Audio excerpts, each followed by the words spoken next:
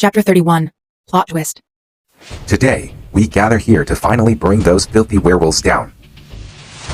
King Tyrion, dressed in full armor, stood on a platform in the hall, yelled out, his sword made of silver raised high in the air.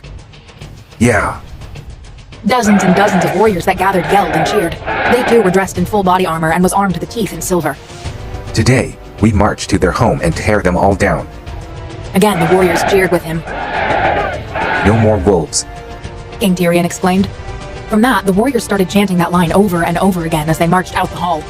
King Tyrion jumped down from the platform and walked to where Anelia was standing. Bring the golden wolf here. Tell him it's time. Anelia smirked and bowed before she took her leave. King Tyrion glanced at Bethany and Sebastian, who stood at the side, motionless. Bind them. The guards beside them followed his order and bound their wrists together behind their back. King Tyrion sneered.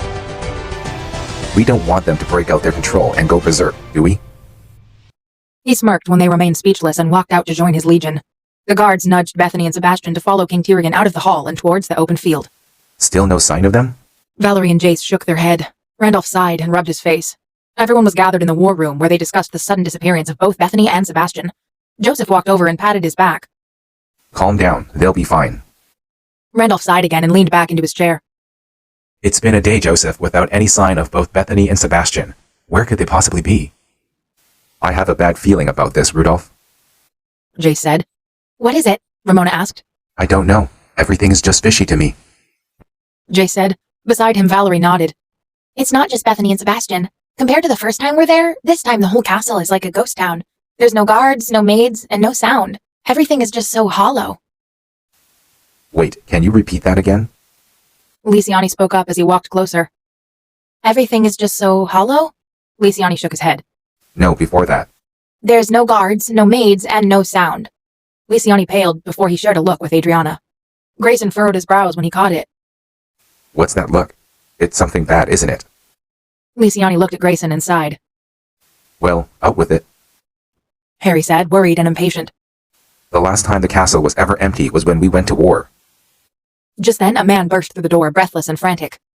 Vincent, I told you not to come here unless it's something important, which it is. Vincent cut Grayson off before he finished his sentence. Well, out with it. We're under attack. Grayson turned and looked at the Lysiani with wide eyes. Lysiani cursed. I was hoping I was wrong. Grayson then turned back to Vincent. How did this happen? Vincent cursed. I don't know. It was like they masked their scent or something. It was pure fate that I stumbled on their legion tracing up the hills. I informed Kylie through the mind link and came here as fast as I could. That's our cousin. They all turned to Adriana. Alistair was supposed to be in the other side of the world. How the hell did he end up here? Adriana said frantically. Who's this Alistair? Joseph asked. He's Lysiani and Adriana's paternal cousin and my maternal cousin. But he's not supposed to be there. He's supposed to be with my family. Ryu said, bemused. Plus, the only thing he hated more than his father is ours. Lysiani added. But it could not be him. We're not sure yet, Adriana said. But who else does our father knows that can do that high level of magic? We'll solve this later when we reach there to confirm ourselves. Right now, my pack is under attack with no backup. Grayson said, then he turned back to Vincent. How long was it ago when you spotted them? Half an hour. How close were them to our pack when you spot them? Vincent looked grave. Not far. Grayson cursed. We don't have half an hour to spare. By the time we reach there, they'll be halfway through our defense. Most of our warriors are out helping other royal packs. Our pack will help you. Our warriors are more than capable to fight for themselves and win. Grayson smiled. That will surely help with the support, but how can we travel there in such little time? Penelope spoke up. I could teleport. Harry shook his head. No, it's too risky. All of us will be nauseous by it. It's no use to be there early when we'll be too sick to fight. Then Penelope turned to Joseph.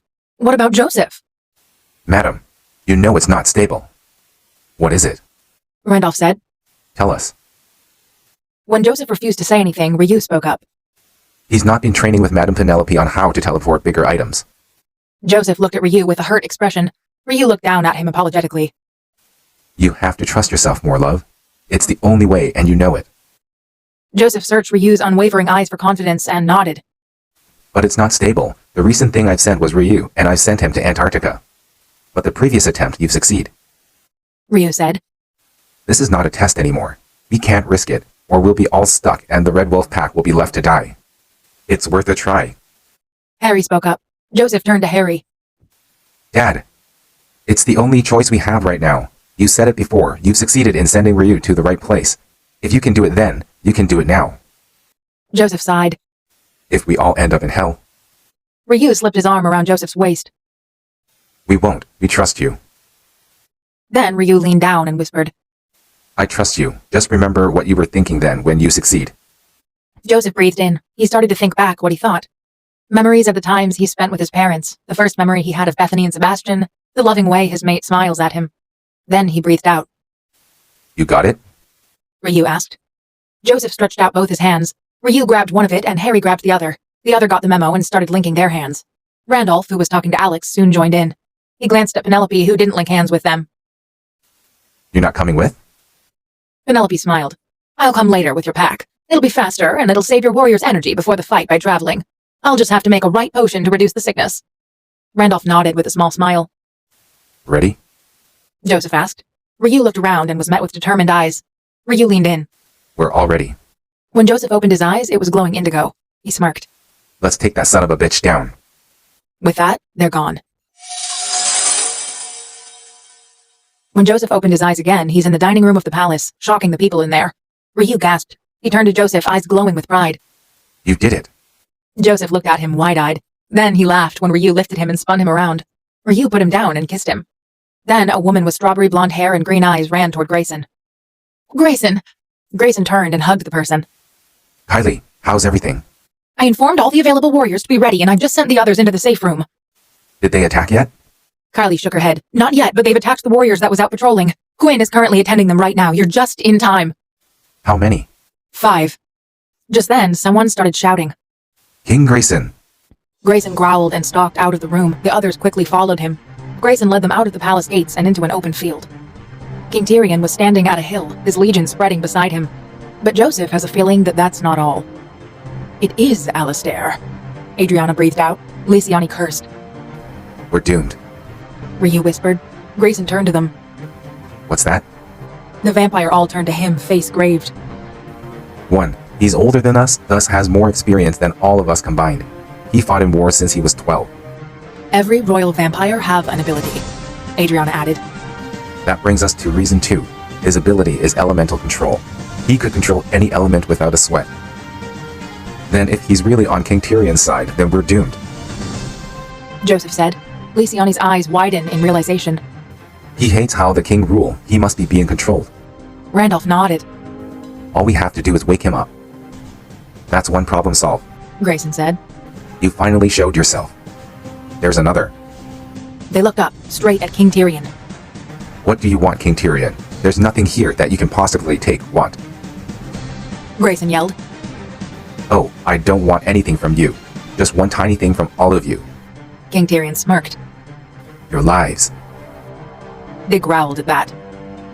You see, I want everything wolves on this planet gone. What better than starting big? Just then, they heard growled from behind them, and marching towards them was the warriors, all shifted, of the Red Wolf Pack, a big gray wolf leading them. Vincent. Grayson said to the big gray wolf. Vincent nodded to him after he walked to stand beside Grayson and growled at King Tyrion. Then the wind started speeding up and a portal opened a few feet behind them. Penelope was the first one to come out. Alex, who was in his shifted form, his shaggy blonde fur shining under the sunlight, jumped out, closely followed by Henry, a dark brown wolf with piercing hazel eyes. Then the rest of the Shadow Moon Pack's warrior came out, all growling and ready to pounce. Alex and Henry padded to stand beside Randolph. They nudged Randolph and Ramona before they steadied their stance. Not today. You won't get what you want. We'll fight you if we have to. Then King Tyrion smirked and turned around and spoke to someone. A few moments later, Bethany and Sebastian was dragged out. All of them growled when they saw them bound.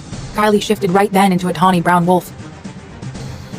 Surrender, and we'll not hurt your prince and princess. Randolph enhanced his eyesight and looked closer at Bethany, searching if the antidote is still working or not.